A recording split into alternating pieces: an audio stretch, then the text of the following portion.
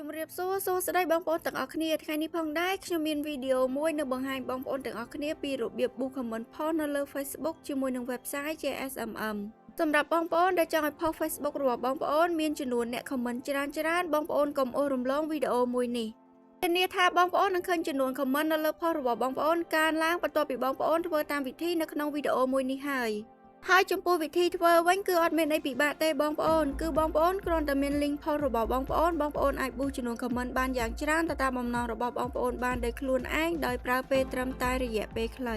មិនត្រឹមតែប៉ុណ្ណោះគឺបងប្អូនអាចចូលទៅសរសេរ comment ទៅតាមបំណងរបស់បងប្អូនបានដោយខ្លួនឯងទៀតផងបងប្អូនដូច្នេះហើយកុំឲ្យខាតពេលយូរបងប្អូនអាចទៅតាមដានវិធីធ្វើនៅក្នុងវីដេអូមួយនេះជាមួយនឹងនាងខ្ញុំទាំងអស់គ្នាជាដំបូងតម្រូវបងប្អូន sign up ឬ sign in ចូលទៅកាន់ website JSMM ជាមុនសិនដើម្បីចូលធ្វើសេវាកម្មសម្រាប់បងប្អូនដែលជាសមាជិកថ្មីបងប្អូនអាចបង្កើតគណនីមួយដើម្បីចុះឈ្មោះចូលធ្វើសេវាកម្មបាន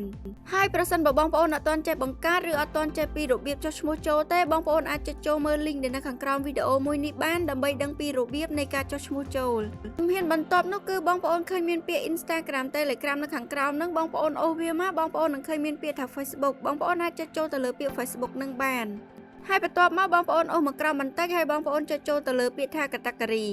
ដែលនៅក្នុងនឹងផងដែរគឺវាមានសេវាកម្មច្រើនមែនតើដែលតាក់ទងទៅនឹង Facebook គឺវាមានដូចជា Facebook page follower page like follower group member post like post reaction page review post share video view បងប្អូនអាច scroll មើលអស់ទៅតាមនឹងបានដោយសារតែវាមានច្រើនសេវាកម្មមែនតើហើយបងប្អូនអូសមកដល់ក្រោមបងប្អូននឹងឃើញមានសេវាកម្មដែលមានពាក្យថា Facebook comment like ដូច្នេះហើយសម្រាប់បងប្អូនដែលចង់ធ្វើសេវាកម្មតាក់ទងទៅនឹង comment Facebook បងប្អូនអាចចុចចូលទៅលើសេវាកម្មមួយនឹងបានបន្ទាប់ពីនឹងមកគឺបងប្អូនអាចចុចចូលទៅលើពាក្យថា service ដែលនៅក្នុងនឹងផងដែរគឺវាមាន3 service សម្រាប់ឲ្យបងប្អូនចុចចូលជ្រើសរើសប្រើប្រាស់ទៅតាមតម្រូវការរបស់បងប្អូនទី1គឺ Facebook comment like នៅពេលដែលបងប្អូនជ្រើសរើសទៅលើ service មួយនេះពេលដែលបងប្អូន boost ចំនួន comment ទៅ comment នៅលើ post របស់បងប្អូននឹងមានតែរូបមេដៃទេបងប្អូនឆ្នេះហើយប្រសិនបើបងប្អូនចង់ឲ្យ comment នៅលើ post របស់បងប្អូនមាន sticker like បងប្អូនអាចចុចចូលទៅលើ service មួយនឹងបានចំណែកឯ service ទី2គឺ service Facebook comment random ប្រសិនបើបងប្អូនជ្រើសរើសទៅលើ service មួយនេះនោះ comment នៅលើ post របស់បងប្អូនវានឹង random auto ឲ្យបងប្អូនតែម្ដងហើយនឹងចំពោះ service ទី3គឺ service Facebook comment custom ចំពោះ service មួយនេះគឺពិសេសមែនតើបងប្អូនសម្រាប់បងប្អូនដែលចង់សរសេរ comment នៅលើ post របស់បងប្អូនដោយខ្លួនឯងបងប្អូនអាចចុចចូលជ្រើសរើសទៅលើ service មួយនេះបាន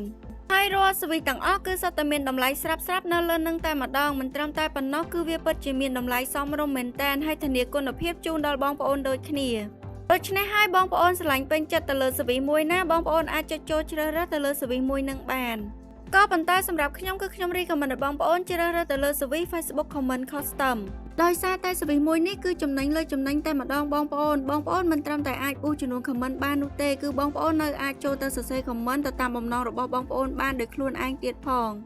ហើយសម្រាប់ខ្ញុំក្នុងថ្ងៃនេះគឺខ្ញុំសូមជ្រើសរើសប្រើប្រាស់ទៅលើ service មួយនឹងដូចគ្នាបងប្អូននៅពេលដែលបងប្អូនបានចុចចូលជ្រើសរើស service រួចរាល់អស់ហើយបងប្អូនអូសមកក្រោមបងប្អូននឹងឃើញមានពាក្យ link នៅខាងក្រោម service ហ្នឹងនៅត្រង់កន្លែង link នេះផងដែរគឺជាកន្លែងសំខាន់ជាងគេនៅក្នុងវីដេអូមួយនេះគឺតម្រូវបងប្អូនចូលទៅ copy link post របស់បងប្អូនចូលដើម្បីទាញយក link post របស់បងប្អូនបានបងប្អូនអាចចូលទៅកាន់ account Facebook របស់បងប្អូនជាមុនសិនមកហើយបងប្អូន select ចូលទៅលើ post ណាមួយដែលបងប្អូនចង់បង្កើនចំនួន commentនៅលើ post របស់បងប្អូនអាចចុចចូលទៅលើ tray 3 តូចនៅខាងលើនេះក៏បានឬក៏បងប្អូនអាចចុចចូលទៅលើពាក្យថា share នៅខាងក្រោមនេះក៏បានដែរបងប្អូនបន្ទាប់មកបងប្អូននឹងឃើញមានពាក្យថា copy link បងប្អូនអាចចុចចូលទៅលើពាក្យ copy link នឹងបានទៅពេលដែលបងប្អូនបាន copy link រួចរាល់អស់ហើយបងប្អូនអាចចូលទៅកាន់ website យើងវិញដើម្បីផាស link post របស់បងប្អូនចូលបន្ទាប់ពីនឹងមកទៀតនោះគឺបងប្អូនអាចចូលទៅបំពេញចំនួន comment ដែលបងប្អូនចង់ boost នៅខាងក្រោមនេះបានក៏ប៉ុន្តែបងប្អូនអាចចូលទៅបំពេញចំនួន comment នៅក្នុងនឹងតែម្ដងបានទេបងប្អូនគឺបងប្អូនអាចចូលទៅសរសេរ comment ដែលបងប្អូនចង់ឲ្យ account ផ្សេងទៅ comment នៅលើ post របស់បងប្អូននៅកន្លែង column comment នៅខាងក្រោមនេះបានបងប្អូនចង់ boost ចំនួន comment ប៉ុន្មានបងប្អូនអាចចូលទៅសរសេរចំនួន comment ប៉ុណ្ណឹងបានបងប្អូនតែបងប្អូនសរសេរ comment មួយបន្ទាត់គឺស្មើនឹងចំនួន1 comment ដូចគ្នាបងប្អូនឧទាហរណ៍ខ្ញុំសរសេរ comment ចូលដោយដែលបងប្អូនបានឃើញអញ្ចឹងគឺនៅពេលដែលខ្ញុំសរសេរ comment មួយបន្ទាត់ចំនួន1នៅខាងលើហ្នឹងគឺវានឹងលោតឲ្យបងប្អូនអូតូតែម្ដងហើយប្រសិនបើបងប្អូនចង់សរសេរ comment តទៀតបងប្អូនគ្រាន់តែចុចបន្ទាត់មកហើយបងប្អូនអាចសរសេរតទៅទៀតបាន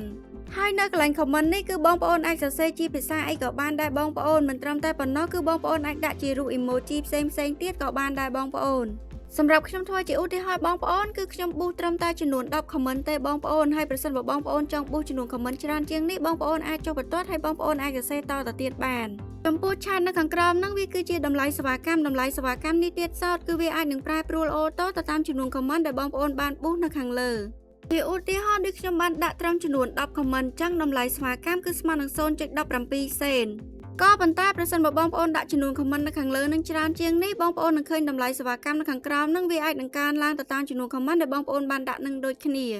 ហើយបងប្អូនក៏អាចចូលទៅអាន description នៅខាងក្រោមនេះបានដោយសារតែវាគឺជា description របស់ service ដែលបងប្អូនបានចុចចូលជ្រើសរើសនៅខាងលើហើយមុនពេលដែលបងប្អូនចុចចូល submit បងប្អូនអាចអូសឡើងលើឡើងវិញដើម្បីពិនិត្យព្រាងផ្ទាល់ថារាល់ service ទាំងអស់បងប្អូនបានចុចចូលជ្រើសរើសបានត្រឹមត្រូវដូចជា link post របស់បងប្អូននិង comment ដែលបងប្អូនបានចូលសរសេរបើសិនបើបងប្អូនបានចុចចូលជ្រើសរើសក៏ដូចជាបំពេញបានត្រឹមត្រូវអស់ហើយបងប្អូនអាចចុចចូលទៅលើពាក្យថា submit នៅខាងក្រោមនេះបាន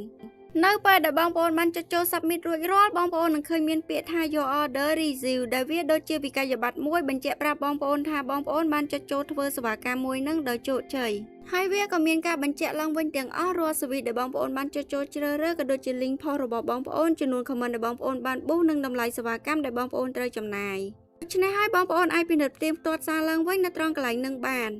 ហើយចំពោះរយៈពេលរងចាំបងប្អូនអាចរងចាំរយៈពេលពី5ដល់10នាទីឬក៏យូរជាងនេះតិចតួចទៅតាម service ដែលបងប្អូនបានចុចចូលជ្រើសរើសនោះបងប្អូននឹងឃើញចំនួន comment នៅលើ post របស់បងប្អូនកើនឡើងទៅតាមចំនួន comment ដែលបងប្អូនបានប៊ូសក៏ប៉ុន្តែអត់តម្រូវបងប្អូនរងចាំនៅក្នុង website នឹងទេគឺបងប្អូនអាចចុចចេញពី website នឹងវិញបានហើយសម្រាប់ការប៊ូសចំនួន comment post នៅលើ Facebook ជាមួយនឹង website JSMM គឺមានតែប៉ុណ្្នឹងទេបងប្អូនគឺងាយស្រួលមែនតើបងប្អូនអាចសាកល្បងធ្វើតាមវិធីនៅក្នុងវីដេអូមួយនេះបាននេះថាបងប្អូននឹងឃើញប្រសិទ្ធភាពពិតៗបន្ទាប់ពីធ្វើតាមវិធីនៅក្នុងវីដេអូមួយនេះហើយដូច្នេះសម្រាប់វីដេអូថ្ងៃនេះក៏ដល់ទីបញ្ចប់ដែរបងប្អូនអរគុណបងប្អូនសម្រាប់ការតាមដានវីដេអូពីដើមដល់ចប់ហើយក៏សូមអធិស្ឋានផងដែរប្រសិនបើមានពាក្យពេចន៍ខុសឆ្គងឬក៏សំឡេងរំខានណាមួយជម្រាបលាបងប្អូនជួបខ្ញុំនៅវីដេអូក្រោយ